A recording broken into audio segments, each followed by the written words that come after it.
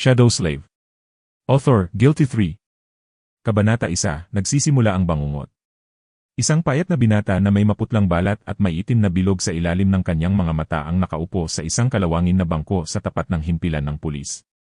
Hawak niya ang isang tasa ng kape, hindi ang murang synthetic na klase na pangkaraniwang nakukuha ng mga kagaya niyang nakatira sa slums, kundi ang tunay na kape. Ang tasa ng plant-based coffee na ito, karaniwang makukuha lang ng mga mas mataas ang ranggo na mamamayan, ay nagkakahalaga ng halos lahat ng kanyang ipon. Pero sa araw na ito, napagpasyahan ni Sonny na bigyan ang sarili ng konting luho. Pagkatapos ng lahat, malapit nang matapos ang kanyang buhay.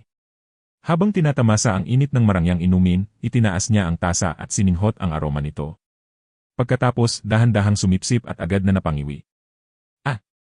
Ang pait! Tinitigan ni Sonny ang tasa ng kape ng mabuti, bumuntong hininga at pinilit ang sarili na uminom pa. Pait man o hindi, determinado siyang sulitin ang binayad niya, kahit nalabag sa kanyang panlasa. Dapat yata karne na lang ang binili ko. Sino bang mag-akala na ganito kadiri ang tunay na kape? Mabuti na lang at gising ako nito kahit papaano. Tinitigan niya ang malayo, tila natutulog ng gising, at pagkatapos ay sinampal ang sarili para magising muli. Iray, napakalugi. Umiling siya at nagmura, tinapos ang kape at tumayo. Ang mga mayayamang tao na nakatira sa bahaging ito ng lungsod ay nagmamadaling dumadaan sa maliit na parke papunta sa kanilang trabaho, lahat ay tumititig sa kanya ng may halong pagtataka. Mukha siyang haggard sa kanyang mumurahing damit at mula sa kakulangan ng tulog. Payat at maputla, si Sonny ay halatang hindi bagay sa lugar na ito. Bukod pa doon, napansin niyang lahat sila ay matangkad. Tinitingnan sila ng may kaunting inggit, itinapon niya ang tasa sa basurahan. Mukhang iyan ang epekto ng 3 buo at kumpletong pagkain sa isang araw. Ang tasa ay hindi tumama sa basurahan at bumagsak sa sahig. Umikot ang mga mata ni Sonny sa inis, lumapit at pinulot ito bago maingat na inilagay sa basurahan. Pagkatapos may bahagyang ngiti, tumawid siya ng kalsada at pumasok sa himpilan ng pulis. Sa loob, isang pulis na halatang pagod ang tumingin sa kanya ng mabilis at napakunot ng may halatang pagkainis. Nawawala ka ba, bata? Tumingin si Sonny sa paligid ng may pagkamausisa, napansin ang mga reinforced armor plates sa mga pader at ang mga turret nests na hindi masyadong natatago sa kisem. Ang pulis gayon din ay mukhang mabagsik at masungit. Kahit papaano, ang mga himpilan ng pulis ay pareho kahit saan ka magpunta. Hoy! Kinakausap kita. Inayos ni Sonny ang kanyang lalamunan. Hindi. Pagkatapos, kinamot niya ang likod ng kanyang ulo at nagdagdag. Ayon sa hinihingi ng 3rd Special Directive, nandito ako para sumuko bilang isang tagapagdala ng nightmare spell. Biglang nagbago ang ekspresyon ng pulis mula sa irita patungo sa pag-ingat. Tiningnan niya ulit ang binata, ngunit ngayon ay mas malalim ang titig. Sigurado ka bang nahawahan ka? Kailan nagsimulang lumabas ang mga sintomas? Binalikat ni Sonny. 1 linggo na siguro. Ang pulis ay biglang namutla. Shit! Pagkatapos, mabilis na pinindot ng pulis ang isang buton sa kanyang terminal at sumigaw. Pansin! Code Black sa lobby. Inuulit ko. Code Black. Ang nightmare spell ay unang lumitaw sa mundo ilang dekada na ang nakalilipas. Noon, nagsisimula palang makabangon ang planeta mula sa sunod-sunod na mapaminsalang kalamidad at mga digmaan sa yaman. Sa simula, ang paglitaw ng bagong sakit na nagdulot sa milyon-milyong tao ng labis na pagod at antok ay hindi gaanong nabigyan ng pansin. Ngunit nang nagsimula silang mahulog sa isang hindi likas na pagtulog, na walang palatandaan ng paggising kahit ilang araw na ang lumipas, saka lamang nagsimulang magpanik ang mga gobyerno. Siyempre, sa panahong iyon ay huli na, hindi rin naman makakagawa ng malaking kaibahan ang maagap na tugon. Nang nagsimulang mamatay ang mga nahawahan sa kanilang pagtulog, at ang kanilang mga bangkay ay nagiging mga halimaw, walang sino man ang handa. Mabilis na nilamon ng mga nightmare creatures ang mga pambansang militar, nagdulot ng ganap na kaguluhan sa mundo. Walang nakakaalam kung ano ang spell, kung anong kapangyarihan ang taglay nito, at kung paano ito labanan. Sa huli, ang mga awaken, ang mga nakaligtas sa unang pagsubok ng spell at bumalik na buhay, ang siyang nagpahinto sa kanyang pamiminsala. May dala silang mga kahimalang kakayahan na nakuha sa kanilang mga bangungot, ibinalik nila ang kapayapaan at lumikha ng isang anyo ng bagong kaayusan. Siyempre, iyon lamang ang una sa mga sakunang dala ng spell. Ngunit sa tingin ni Sonny, wala itong kinalaman sa kanya, hanggang ilang araw lang ang nakalipas, nang una siyang magkaroon ng problema sa pagpapanatiling gising. Para sa isang pangkaraniwang tao, ang pagpili ng spell ay kasing panganib ng pagkakataon. Natutunan ng mga bata ang mga kasanayan sa kaligtasan at mga teknik sa pakikipaglaban sa paaralan bilang paghahanda sakaling mahawahan. Ang mga pamilyang may kaya ay kumukuha ng mga pribadong guro para sanayin ang kanilang mga anak sa iba't ibang uri ng martial arts. Ang mga mula sa mga Awaken clans ay may access pa sa mga makapangyarihang pamana, gumagamit ng namana nilang memories at echos sa kanilang unang pagbisita sa Dream Realm. Mas mayaman ang iyong pamilya, mas mataas ang iyong tsansa na makaligtas at maging Awaken. Ngunit para kay Sonny, na walang pamilya na masasandalan at kadalasan ay abala sa paghahanap ng pagkain sa halip na pumasok sa paaralan, ang pagpili ng spell ay walang pagkakataon na dala. Para sa kanya, isa itong tiyak na hatol ng kamatayan. Ilang minuto ang nakalipas, si Sonny ay nagyayaon habang abala ang ilang pulis sa paglalagay ng mga restraint sa kanya. Di nagtagal, siya ay nakatali sa isang malaki at kakaibang upuan na parang halo ng isang hospital bed at isang torture device. Ang silid na kanilang kinaroroonan ay nasa basement ng himpilan ng pulis, may makakapal na armadong pader at isang napakalakas na pintuan ng vault. Ang iba pang mga opisyal ay nakatayo malapit sa mga pader, may hawak na mga otomatikong rifle at may seryosong mga ekspresyon sa kanilang mga mukha. Wala masyadong pakialam si Sonny sa kanila. Ang tanging nasa isip niya ay kung gaano niya kabustong matulog. Sa wakas, bumukas ang pintuan ng vault at pumasok ang isang pulis na may uban sa buhok.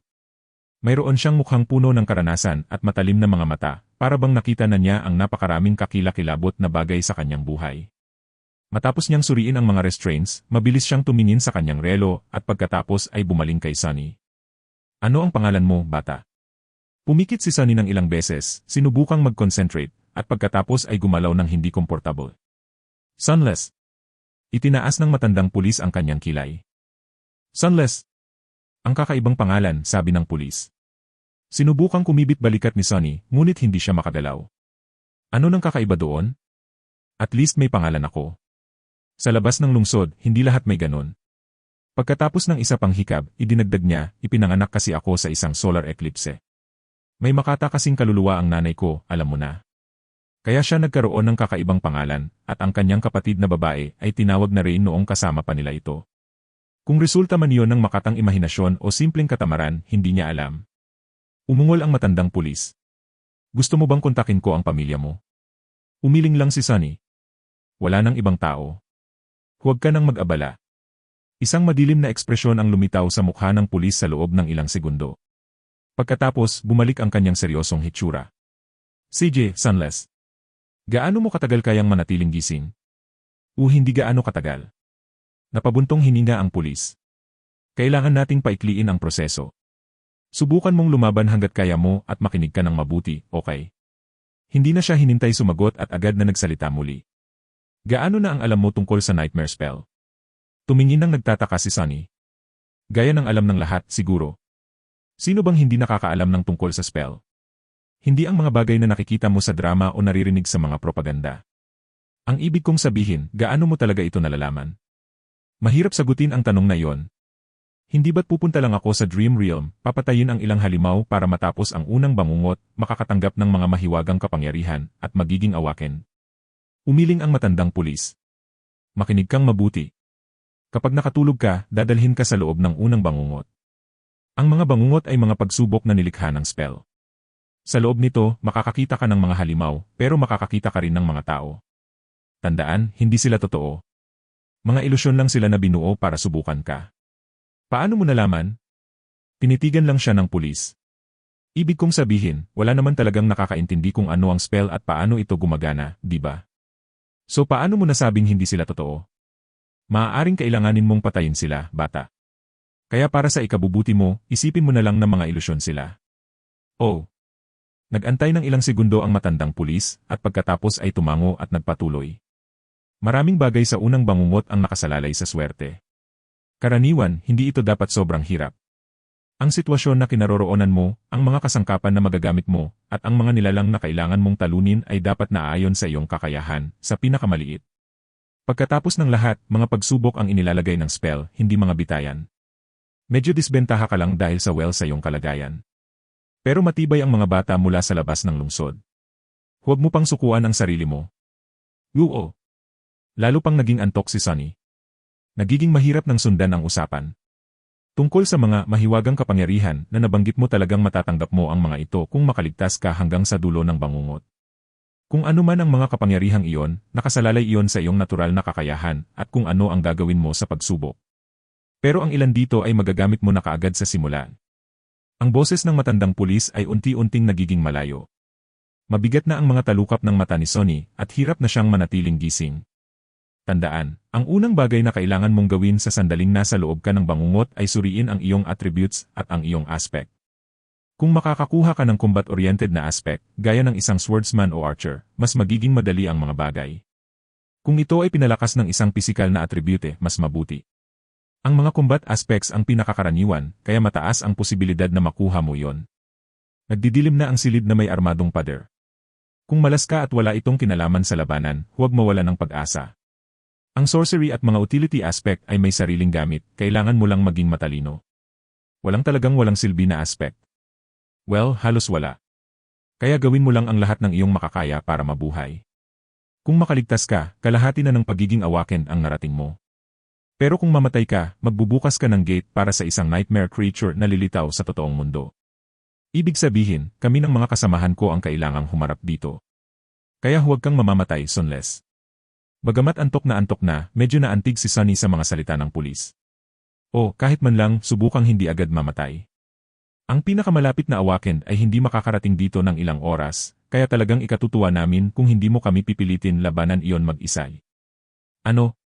Sa huling pag-isip na yon, tuluyan nang nakatulog si Sonny. Naging itim ang lahat. At sa kadiliman, isang bahagyang pamilyar na boses ang narinig. Aspirante! Maligayang pagdating sa nightmare spell. Maghanda sa iyong unang pagsubok.